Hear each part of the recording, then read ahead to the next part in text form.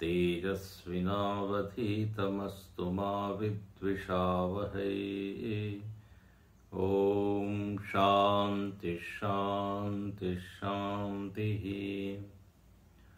ओम नमो भगवते वैवस्वताय मृत्यवे ब्रह्म विद्याचार्याय नचिकेतसे च। 12वां मंत्र। स्वर्गे लोके न भयं किंचनास्ति न तत्र त्वं न जरया बिभेति।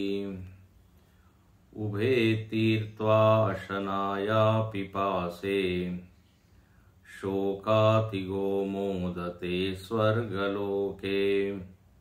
स्वर्गे लोके न भयं किंचनास्ति न तत्र त्वं न जरया बिभेति। उभे तीर्त्वा अशनाया पिपासे शोकातिगो मोदते स्वर्गलोके। प्रथम वर की प्राप्ति करने के पश्चात नचिकेता द्वितीय वर मांगने के पहले स्वर्ग के स्वरूप का वर्णन करता है और उसके बाद द्वितीय वर की मांग करता है। प्रथम वर से उसने पिता के परितोष को मांगा और यमराज ने नचिकेता के व्यक्तित्व को, चरित्र को देखते हुए उसको प्रसन्नता पूर्वक वर दिया। यमराज के मन में आशीर्वादों की मानो की झड़ी लग गई। पिताजी का कोप भाजन तुमको नहीं बनना पड़ेगा। देखिए, यदि हम पर कोई व्यक्ति क्रोध कर रहा है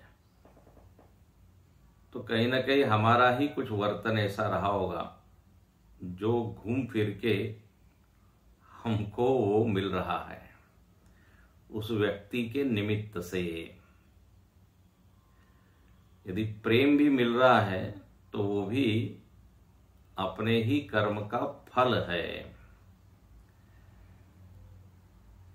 काहुन को सुख दुख कर दाता, ये नियम है।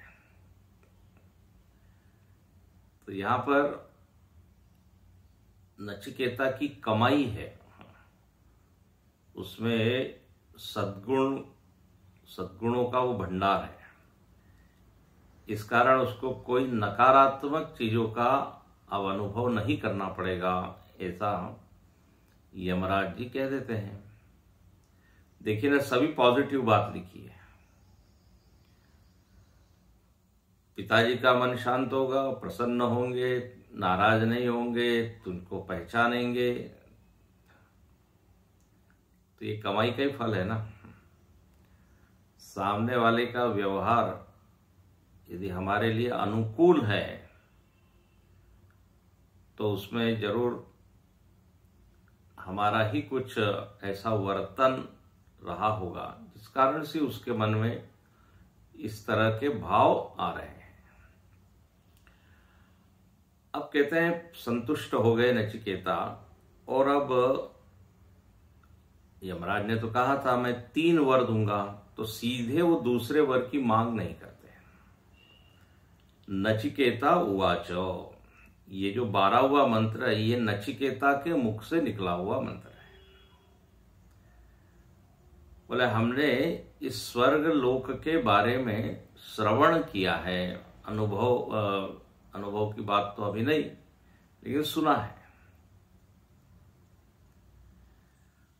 कहां सुना है ये यहां लिखा नहीं है, लेकिन वो अपना ज्ञान बताता है कि स्वर्ग के बारे में ऐसा ऐसा हम जानते हैं, और हम ये भी जानते हैं कि आप इसको अच्छी तरह से जानते हैं क्योंकि आपका तो ये डिपार्टमेंट ही है, विभाग ही है, तो हम उससे संबंधित ही आपसे वर मांगेंगे। लेकिन पहले स्वर्ग क्या है जरा इसका चिंतन कर लें। तो यहां पर वैदिक धारणा क्या है स्वर्ग की, ये यहां बताइए। अब एक बात ये हम देखें कि जो जड़वादी लोग हैं, जो भौतिकवादी लोग हैं, जिनकी दृष्टि में प्रत्यक्ष प्रमाण से दिखने वाला जग ही अंतिम सत्य है, उनके लिए इस विषय का कोई मतलब नहीं है। उनके लिए ये टॉपिक रिडंडेंट है, कोई मतलब ही नहीं, उसका कोई अर्थ ही नहीं। बोले स्वर्ग नर्क ये सब आप लोगों की कपोल कल्पना है, ऐसा कुछ होता नहीं है ना। जो व्यक्ति नास्तिक है और जो इंद्रिय आधारित जीवन ही जी रहा है, इंद्रिय जन्य ज्ञान जो है उसी को अंतिम ज्ञान मानता है, तो इसको क्या बोलेंगे? जड़वादी दर्शन, प्रत्यक्ष प्रमाण पर आधारित जीवन। तो उनको जब ये स्वर्ग नरक की बात की जाती है तो एकदम विरोध करते हैं, ऐ सब बेकार की बात है, ये सब पंडितों ने लिख दिया है आपको या तो लोभ देने के लिए या डराने के लिए। स्वर्ग नरक का कोई अस्तित्व ही नहीं है, ऐसा कौन लोग मानते हैं? जो कहते हैं जो दिखता है उतना ही सत्य है। अब हम उन लोगों की चर्चा यहां नहीं करेंगे। शास्त्रों में उनके साथ भी बहुत शास्त्रार्थ किया है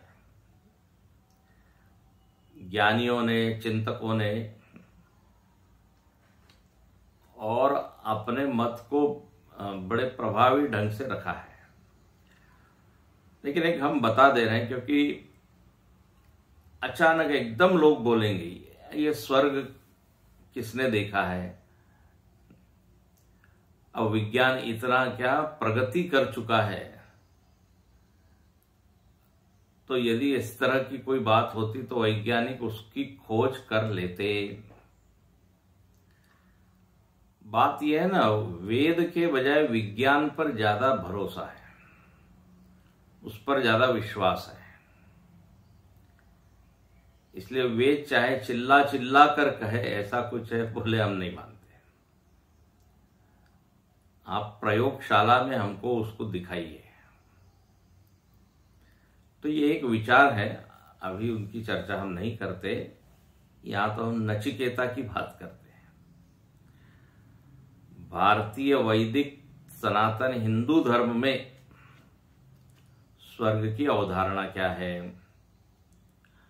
अच्छा, और एक बात बता दें, ऐसा ही नहीं है कि सनातन धर्म में ही स्वर्ग के अस्तित्व को माना है, अन्य धर्म के लोगों ने भी माना है। तो कहीं ना कहीं उनके भी चिंतन में ये बात तो आई है कि ऐसा कुछ है।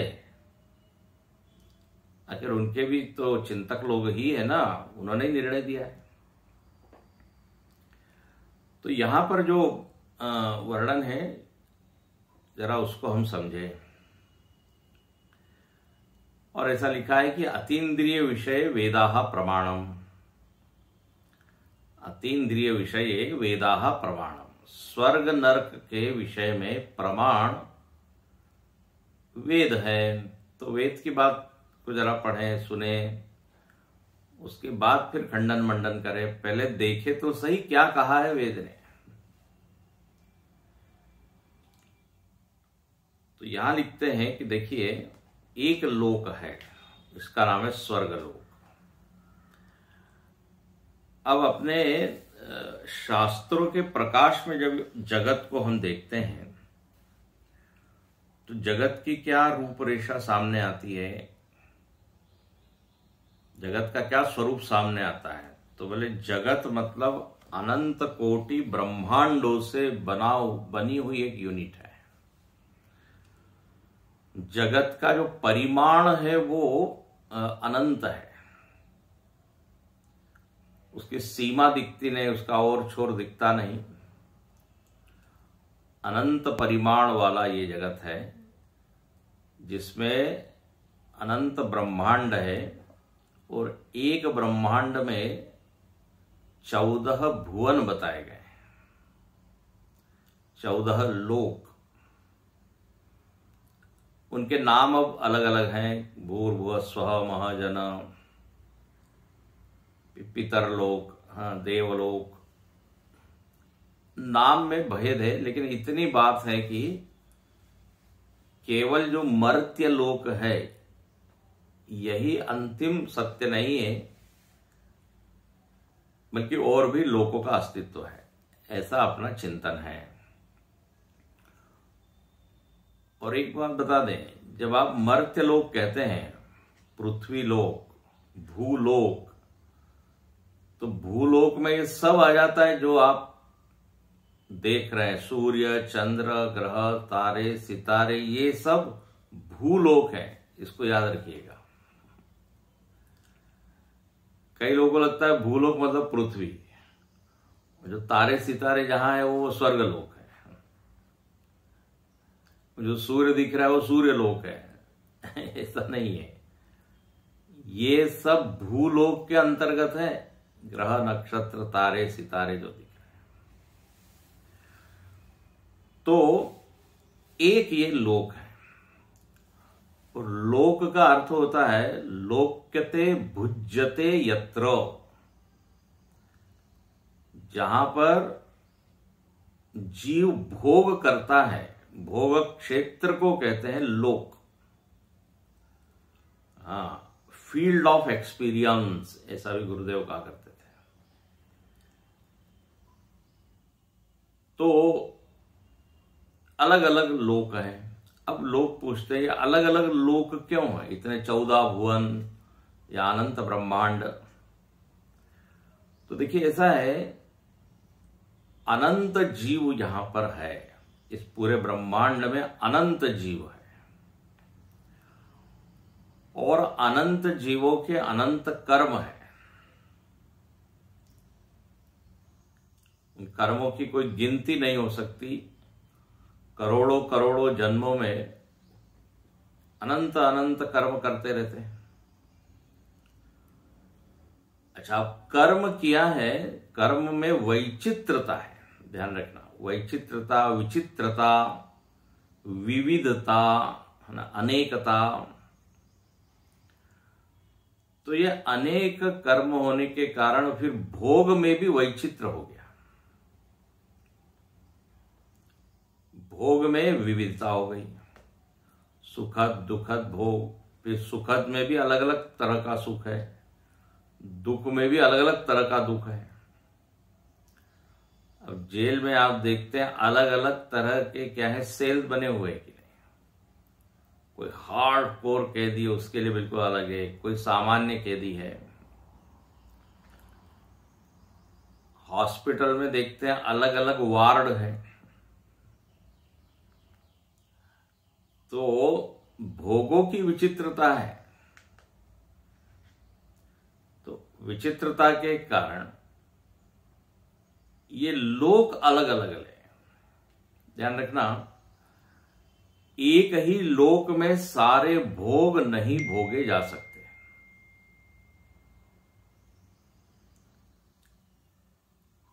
अनंत जीव है, उनके अनंत कर्म है, अनंत कर्म के कारण अनंत फल है, कर्म भेद से फल भेद। फल का ही अर्थ क्या अभी हम बताया, शब्द बोले भोग। तो एक ही लोक में सारे जीवों को उनके भोग मिल जाए, ऐसा नहीं होता। बोले इस प्रकार का भोग तो यहां मर्त्य लोक में अवेलेबल नहीं है, तो उनके लिए फिर अलग लोक। भोग में भी विचित्रता हो गई।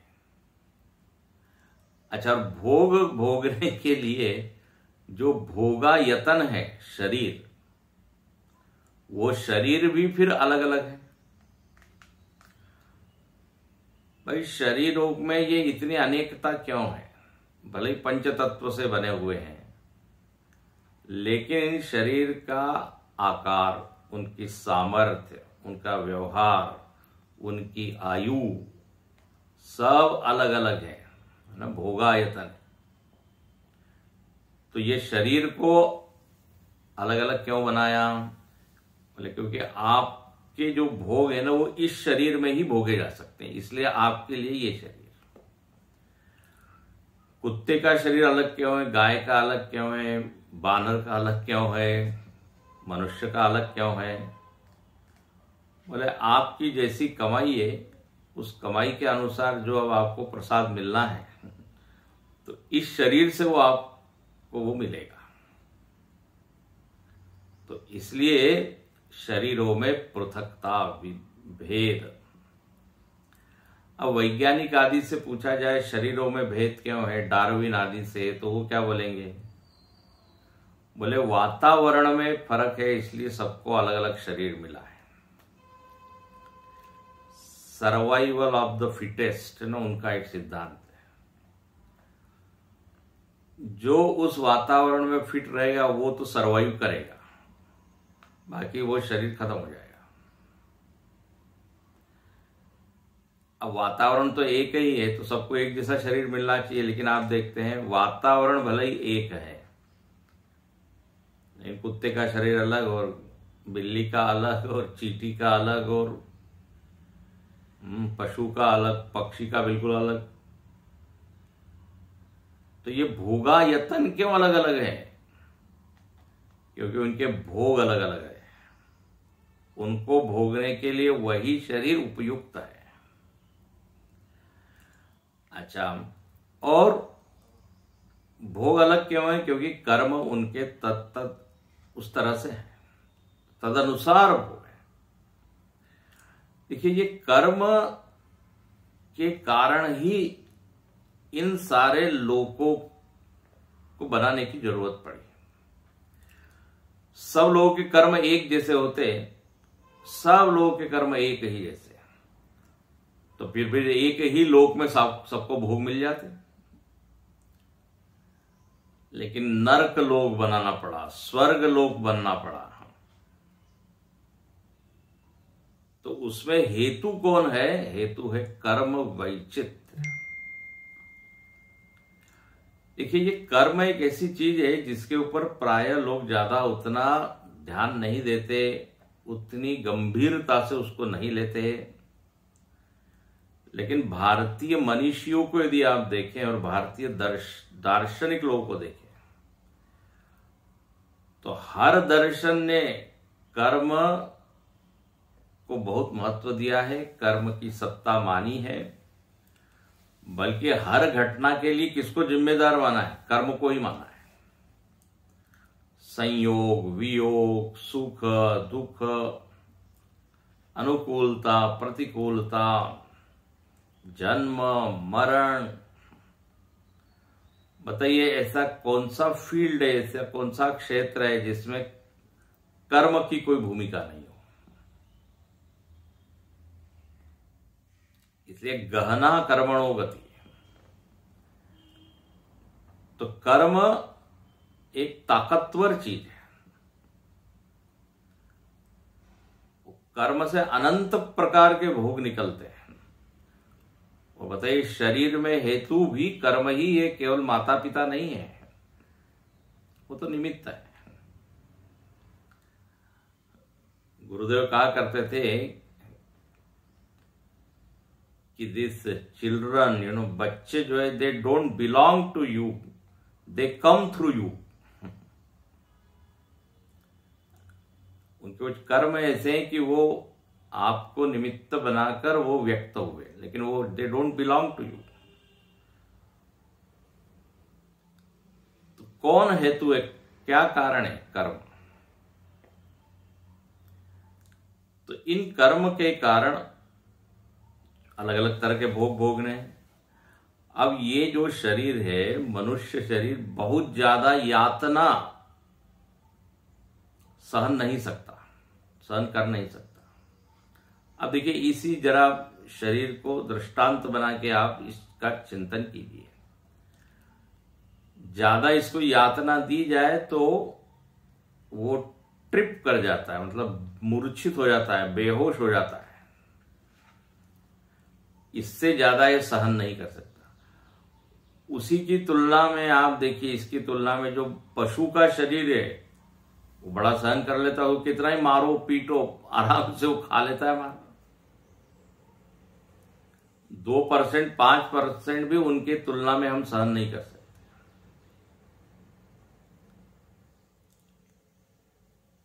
तो इसी लोक में आप देखते हैं, सारे शरीरों का भोग अलग अलग है, सारे शरीरों की सामर्थ्य अलग अलग है। इस शरीर से ज्यादा आप सुख भी भोग नहीं सकते। ज्यादा सुख भोगेंगे तो रोग हो जाएगा। दोनों तरफ ये ज्यादा नहीं चलता। मतलब आपके बहुत बढ़िया कर्म है तो फिर आपको एक अलग लोक दिया जाता है जहां यू कैन एंजॉय, वो है स्वर्ग। प्रमोशन हो जाता है, दूसरा डिमोशन हो जाता है। बोले इतना आपको दुख मिलना चाहिए जो इस शरीर से नहीं भोगा जा सकता। तो एक यातना शरीर दिया जाता है। वो क्या है? नरक में जो शरीर मिलता है, वहां के जो भोग है वो भोग इस शरीर से हम नहीं भोग सकते।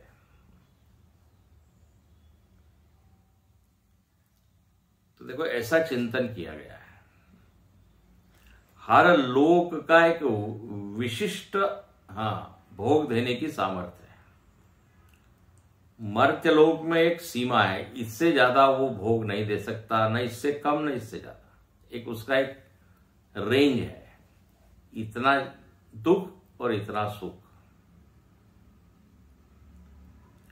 तो यहां पर ये सब हम क्यों बता रहे हैं? क्योंकि स्वर्ग का वर्णन यहां पर आए हैं, इसलिए ये चिंतन चल रहा है।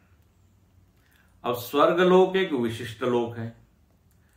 उस लोक में जो चीजें हैं वो यहां पे नहीं देखी जाती। तो विलक्षण लोक है, वो बिल्कुल अलग है। वहां क्या है? स्वर्गे लोके न भयम किंचन अस्ति। अच्छा, मनुष्य लोक में क्या आप देखते हैं? मनुष्य लोक में देखिए 4-5 चीजें हैं जो हम यहां देखते हैं, वो स्वर्ग में नहीं है।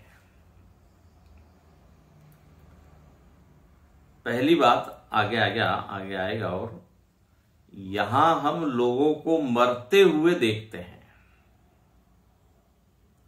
और मरते हुए देखकर अनुमान करते कि हम भी मरेंगे। लेकिन वहां पे ऐसी स्थिति नहीं है। अब हो गया ना उस लोक का एक विशेष गुण। फिर देखिए, यहां पर आप क्या देखते हैं? रोग होते हुए दिखाई देते हैं। बोले वहां रोग नहीं है, इसलिए नचिकेता क्या कहता है? देखिए भाष्य में, स्वर्गे लोके रोगादि निमित्तम भयम किंचन किंचिदपि न अस्ति। मंत्र में आया स्वर्ग में भय नहीं है। क्यों भय नहीं है? तो भाष्यकार लिख देते हैं, रोगादि निमित्तम। रोग आदि के चलते जो भय होता है ना, वो भय वहां पर नहीं है। ओहो, मतलब रोग आदि नहीं होता।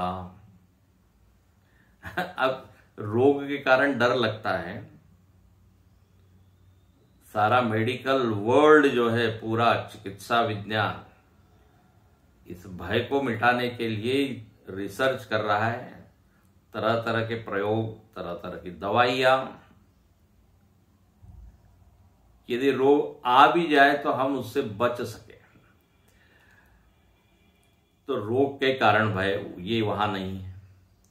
और यहां आदि शब्द डाल दिया है शंकराचार्य जी ने। रोग आदि निमित्तम भयम। भय के निमित्त बहुत है। अब आदि में आप डाल दीजिए, पद जाने का भय है। भय के कितने निमित्त हो सकते हैं। एक्सीडेंट होने का निमित्त है, पैर फिसलने का भय है, मतलब अनंत है। इसलिए यहां पर एक मैं श्लोक बोल रहा हूं, भर्तृहरि जी ने लिखा है।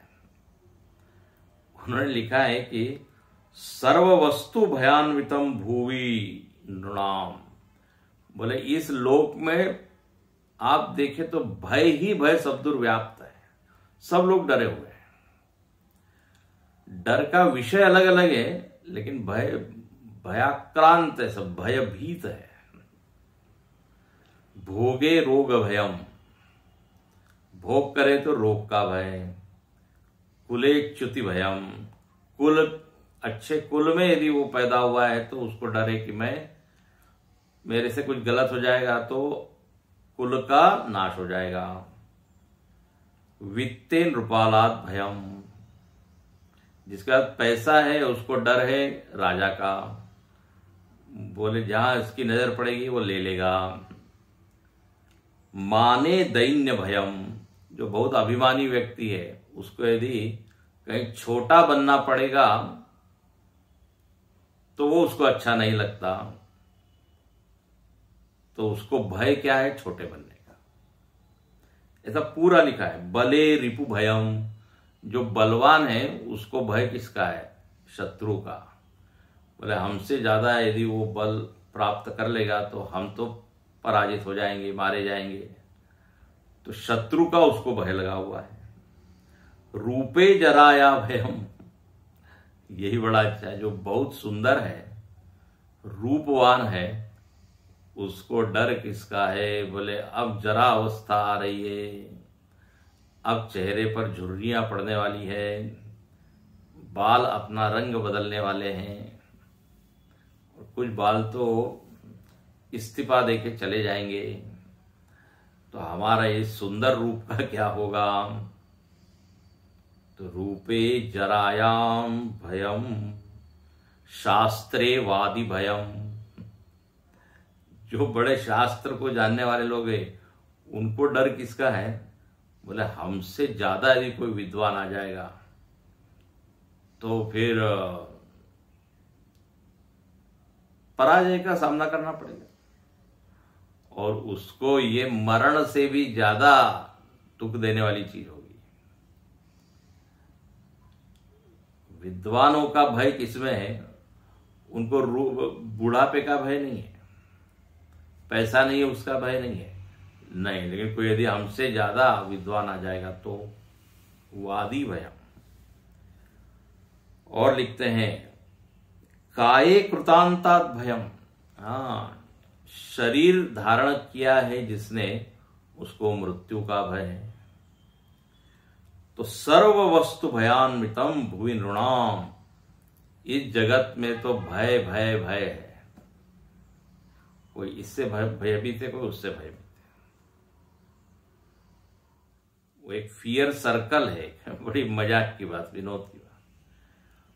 जो कॉकरोच है उसको छिपकली से डर है, जो छिपकली है उसको बिल्ली से डर है, बिल्ली को कुत्ते से डर है, कुत्ता अपने मालिक से डर रहा है, मालिक जो है पत्नी से डर रहा है, और पत्नी जो है कॉकरोच से डर रही है, और कॉकरोच छिपकली से डर रही है। ये एक सर्कल है।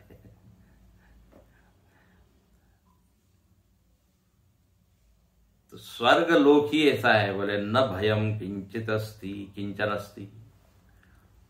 रोग आदि निमित्तम, जो जो निमित्त हो सकते हैं भय के वो वहां नहीं है। अच्छा, फिर इस लोक में क्या देखा जाता है, इस मर्त्य लोक में लोग बूढ़े होते हुए दिखाई दे, हम लोग देखते हैं। वृद्धावस्था से सब लोग परेशान हैं। पेड़ पौधे भी बूढ़े होते हैं, पशु भी बूढ़े होते हैं, है ना। कुत्ता इत्यादि देखिए 12 साल उनकी आयु बताई गई। शेर भी बूढ़ा हो जाता है। शेर की वृद्धावस्था बहुत ही दर्दनाक होती है, उसको बहुत ही कठिन होता है। जो वो शिकार कर नहीं सकता, बिना शिकार किए भोजन कैसे मिले, दयनीय हालत है। तो वृद्धावस्था इस जगत में देखी जाती है, तो ये वहां पर नहीं है। कल हमने बताया था कि वहां पे सीनियर सिटीजन की बात नहीं, अपने शरीर के एक एक इंद्रियां बूढ़ी हो जाती है, चाहे कर्मेंद्रिया हो ज्ञानेंद्रिया हो, वो वहां पर है नहीं। तीसरी बात जो यहाँ पे, पहली बात हमने क्या बताई, रोग आदि, पेड़ पौधों को भी रोग होता है, ध्यान रखना, वो वहां नहीं है। मरण नहीं है, फिर भय नहीं है। फिर यहां पर इस मृत्युलोक में देखी जाती है क्या चीज, तो बोले सब लोगों को भूख लगती है। भूख प्यास से हम लोग परेशान हैं, ये यहां देखा जाता है ना, चाहे पशु हो, पक्षी हो, फसल हो। किसान जब जाता है खेत में तो वो ये देखता है, मानो कि फसल उससे बोलती है कि हमको भाई खाद पानी दो, हाँ हम भी क्या है बिल्कुल कमजोर हो रहे हैं। तो सब लोगों के लिए क्या है, एक भूख प्यास भी एक चीज है जो अनुभव की चीज है। लेकिन वहां क्या लिखते हैं, उभे तीर्थवा अशनाया पिपासे।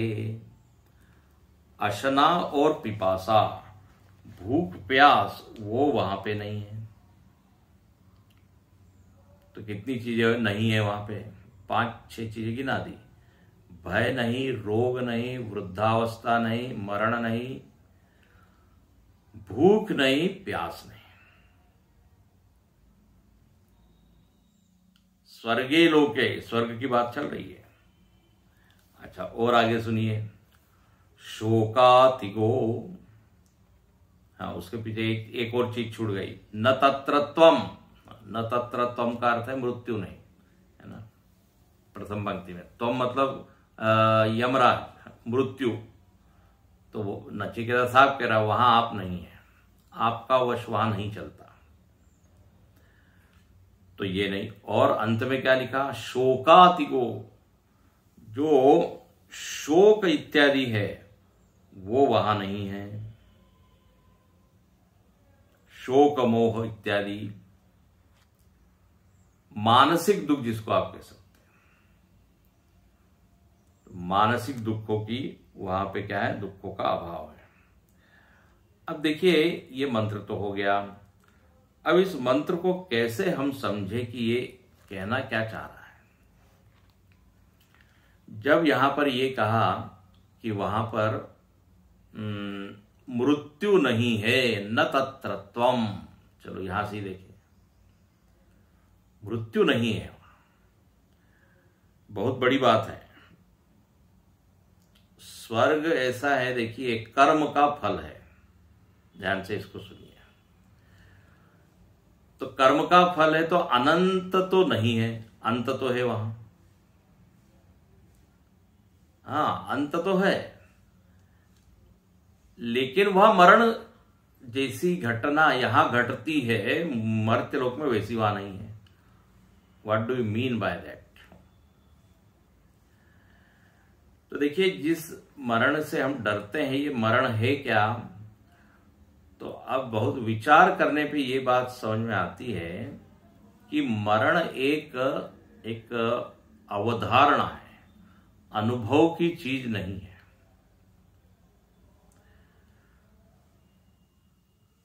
एक संत ने कहा कि मरण is not an, death is only A notion, not an experience. ये विलक्षण बात है। आज तक किसी को मरण का अनुभव हुआ नहीं है। जो ये कहे कि मैं मर गया हूं, मर गया हूं ये यदि कह रहा है, तो फिर वो जीते जी बोल रहा है कि मर के बोल रहा है? मर के तो आप बोल नहीं सकते।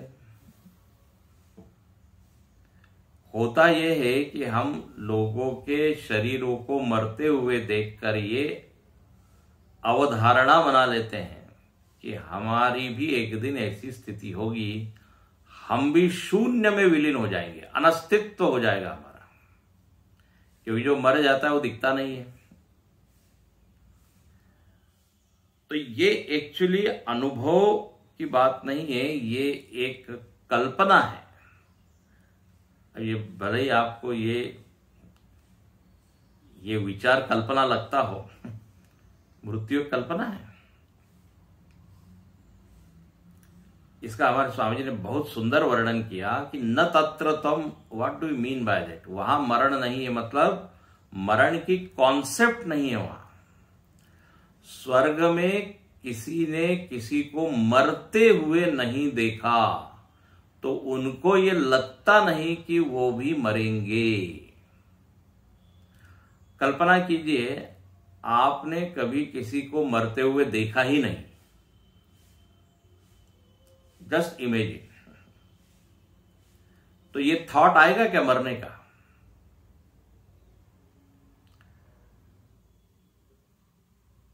अवधारणा ही नहीं बनेगी।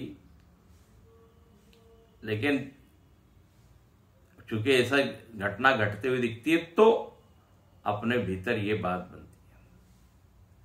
स्वर्ग में ऐसा मरते हुए कोई देखा नहीं किसी ने, तो दे डोंट फील कि दे विल डाई। तो कोई कहेगा मतलब आप ये कहना चाहते हो कि वो फिर वो हमेशा रहेगा? वो बोले ऐसा नहीं है। स्वर्ग लोग भी क्या है, अंतवान है। तो फिर एक तरफ कह रहे हैं वहां मरण नहीं है, और दूसरी तरफ कह रहे हैं अंतवान भी है, तो ये कैसे बनेगा भाई? तो ऐसा है, वहां पे वर्णन आता है कि स्वर्ग में लोग आते जाते हैं। आना जाना अलग है और जीना मरना अलग है। हम लोग क्या पढ़ते हैं, क्षीणे पुण्य मर्त्य लोके विशंति। जब उनके भोग क्षीण हो जाते हैं तो नीचे आ जाते हैं। ऐसे मरते हुए नहीं वहां देखा है किसी ने। जैसे कोई आश्रम है तो आश्रम में लोग आते हैं और फिर 2-4 दिन रहे फिर चले जाते हैं। तो चले जाते हैं मतलब मरते थोड़ी ही कोई।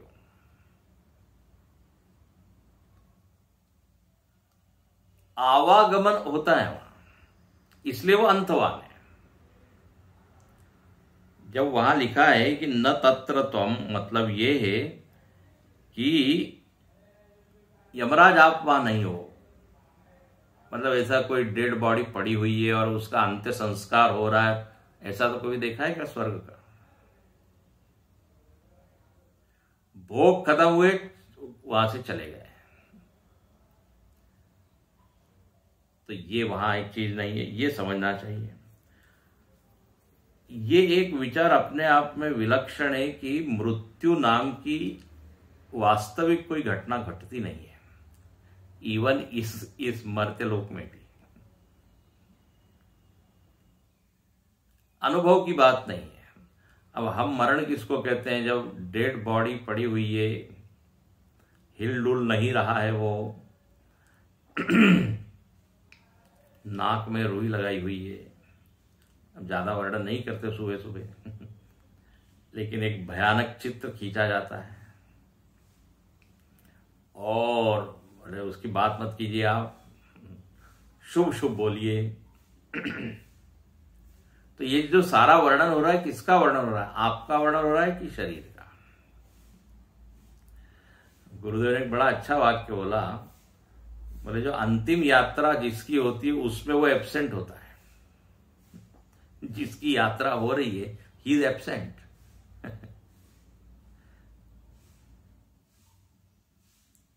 तो वहां कॉन्सेप्ट ही नहीं है, दैट इज द पॉइंट। इसलिए यहां लिखा है कि न तत्र त्वम। विचार कीजिए इसके ऊपर। फिर लिखते हैं कि वहां भूख प्यास नहीं है। जब भूख प्यास नहीं है मतलब वहां क्या भोजन का आनंद नहीं लेते क्या वो?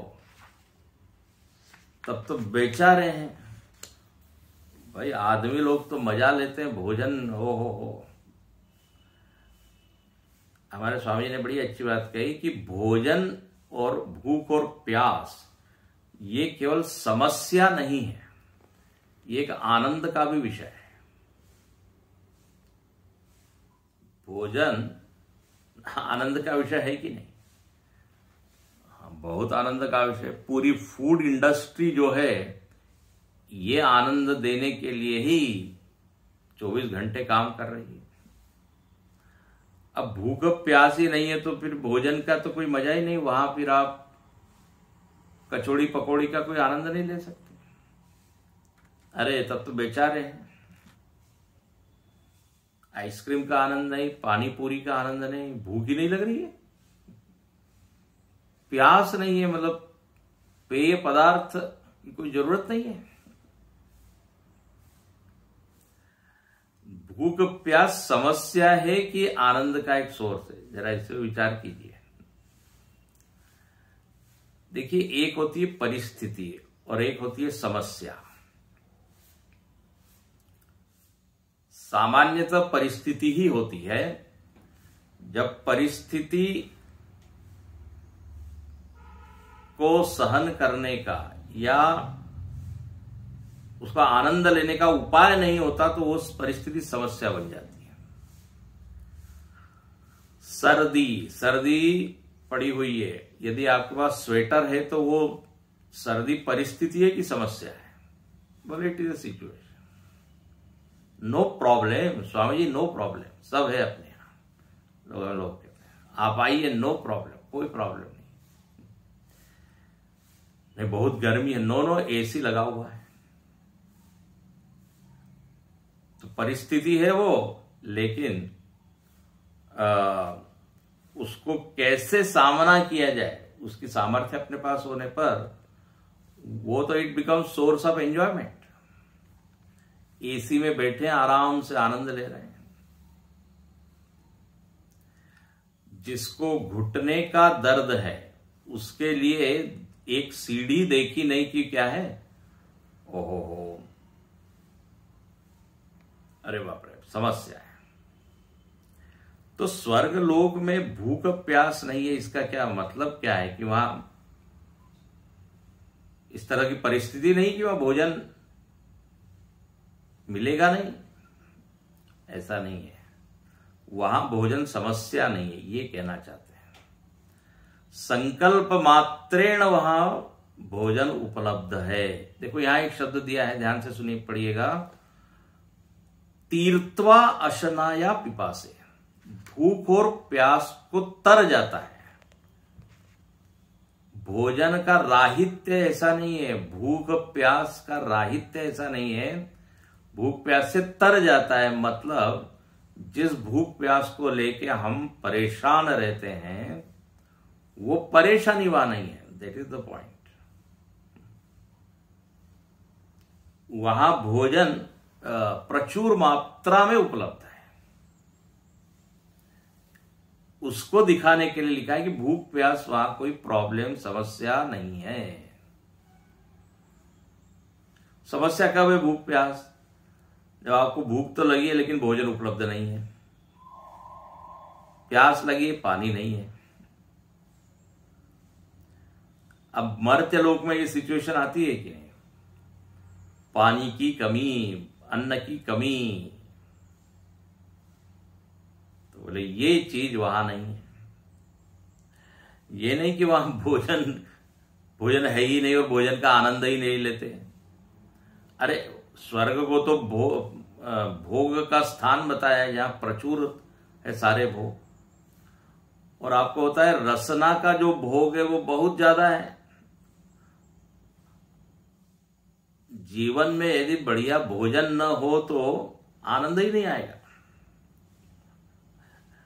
यदि भोजन और ये पेय पदार्थ नहीं हो, कल्पना कीजिए तो कैसी दुनिया होगी, और हम लोग करेंगे क्या? माता जी लोग जो दिन रात लगी रहती है किचन में, कल्पना कीजिए भूख प्यास ही नहीं है तो किचन बंद। किचन मतलब हमारे स्वामी जी कहते हैं वो एक प्रयोगशाला है। माता जी लोगों का प्रयोगशाला, अलग अलग चीजें मिला मुलू के अलग अलग नए नए क्या पदार्थ, न्यू डिशेस, न्यू आइटम बनाया है। तो अब उसकी कोई चर्चा ही नहीं होगी। भूख प्यास ही ना हो तो यहां लिखते तीर्थवा, वहां पर ऐसा नहीं है, वहां भी रसना तो है। देखिए यदि भूख प्यास नहीं है तो ये रसना दी क्यों? यदि इंद्रिय दी है तो इसका मतलब इंद्रिय का भोग भी होना चाहिए, नहीं तो कोई मतलब नहीं है उसका। रूप रंग है तो आंखों का कोई मतलब है, नहीं तो आंख का क्या मतलब है? ये पूरा जो सिस्टम है ब्रह्मांड में, आप देखिए यदि इंद्रिया दी हुई है तो डेफिनेटली उसका विषय भी बाहर उपलब्ध है। ऐसा कोई विषय नहीं, यदि इंद्रिय नहीं है तो विषय नहीं है। इसलिए पंच विषय है तो पंच इंद्रिया है, पंच इंद्रिया है तो पंच विषय है। तो अशना पिपासा वहां भी है, लेकिन वहां समस्या नहीं है, बस इतनी बात है, अधिकता है। अब बारिश समस्या है किसके लिए? जिसके सिर पे छत नहीं है, वो बादल को देख के डरता है, बोले अरे बाप रे अब आज रात में टपकेगा छत। और जिसका बढ़िया है वो तो फिर बारिश के ऊपर गाने बनाते हैं, बदरिया ना, झूम झूम आई बदरिया।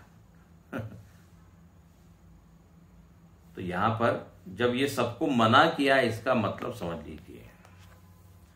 फिर लिखते हैं शोकातिगो, वहां पे मानसिक समस्या नहीं है, डिप्रेशन, फ्रस्ट्रेशन और क्या तरह तरह के अवसाद और निराशा जो है वो वहां नहीं है, मानसिक। फिर क्या है? चलो ठीक है, ये नहीं है, नहीं है, नहीं है। अब कुछ सकारात्मक तो कुछ चीज बताइए वहां।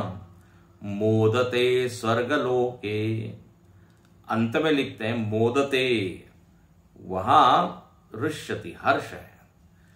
और यहां ध्यान रखना, वहां कौन सा हर्ष है? भोगजन्य हर्ष है, न कि भक्ति का, ज्ञान का, साधना का वो हर्ष नहीं है, वो मोद नहीं है।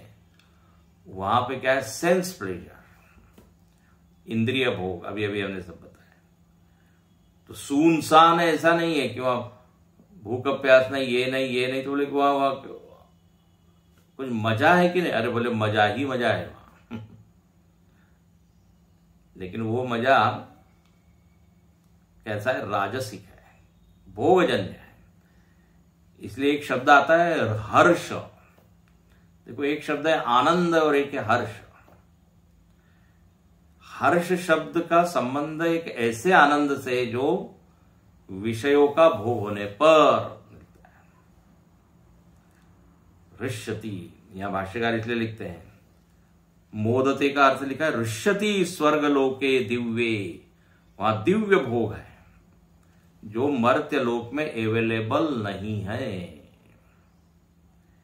ठीक है, तो इस तरह यहां पर इस पूरे मंत्र में स्वर्ग का एक मानो कि शब्द चित्र खींच दिया। ये नचिकेता बोल रहा है। तो मरण नहीं है उसका अर्थ हमने देखा, भूख प्यास नहीं है उसका अर्थ देखा, वृद्धावस्था नहीं है क्यों नहीं है ये देखा, भय नहीं है क्यों नहीं है। शरीर ही वहां पे इस तरह का है, भोगायतन एक विशिष्ट शरीर है जो मर्त्य लोक में उपलब्ध नहीं है। इसलिए कहते हैं मरे बिना आपको वो शरीर मिलेगा नहीं। हम इस मर्त्य लोक में स्वर्ग लोक का आनंद ले ले, ऐसा नहीं होगा। स्वर्ग लोक का जो शरीर है वो शरीर यहां मिले और यहां वो भोग मिले, वो संभव नहीं है। इस तरह यहां पर ये वर्णन है। अब कई लोग तो क्या बोल देते हैं, बोले स्वर्ग लोक वगैरह क्या है, सब इस पृथ्वी पर ही है। जो लोग बढ़िया जी रहे हैं ना, बस वो स्वर्ग में है। तो फिर उनको ये सब नहीं है क्या, जरा वगैरह मरण नहीं है क्या, ये सब लक्षण वहां घटने चाहिए। जो लोग कहते कि पृथ्वी पर ही स्वर्ग है,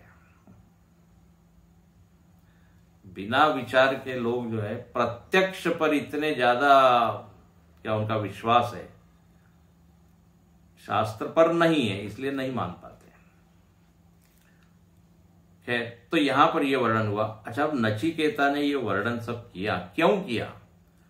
वो कहता है अगले मंत्र में, कल देखेंगे, कि महाराज आप इस स्वर्ग को जानते हैं और स्वर्ग की प्राप्ति का साधन भी जानते हैं। अब यहां आगे ये तो हुआ स्वर्ग का वर्णन, अब ये स्वर्ग की प्राप्ति का उपाय क्या है? मतलब इतना बढ़िया वर्णन हमने सुना है तो मन हो रहा है वहीं चला जाए। तो नचिकेता कहता है हम लोगों के लिए कि बोले आपको दिखाते हैं, उसका एक साधन है। वो यमराज को बोलता है कि वो साधन जरा आप हमको समझाइए, क्योंकि अनेक लोग इंटरेस्टेड है। तो ये अगले मंत्र में वर्णन है, इसको हम पढ़ के पूर्ण करें। सत्वमग्निम स्वर्गमध्येशि मृत्यो प्रब्रूहीतं श्रद्धदानाय मह्यम स्वर्गलोकामृतत्वं भजन्ते एतद्वितीयेन वृणेवरेण। ये दूसरे वर्ष से उसने इस स्वर्ग प्राप्ति का साधन मांगा है। वो यमराज को कहता है आप कृपया बताइए कि ऐसा ये भोग प्रधान लोक कैसे किसी जीव को मिलता है या मिल सकता है। ओम पूर्णमदः पूर्णमिदं पूर्णात् पूर्णमुदच्यते पूर्णस्य पूर्णमादाय पूर्णमेवावशिष्यते। ओम शांति शांति शांति। हरि ओम। श्री गुरुभ्यो नमः।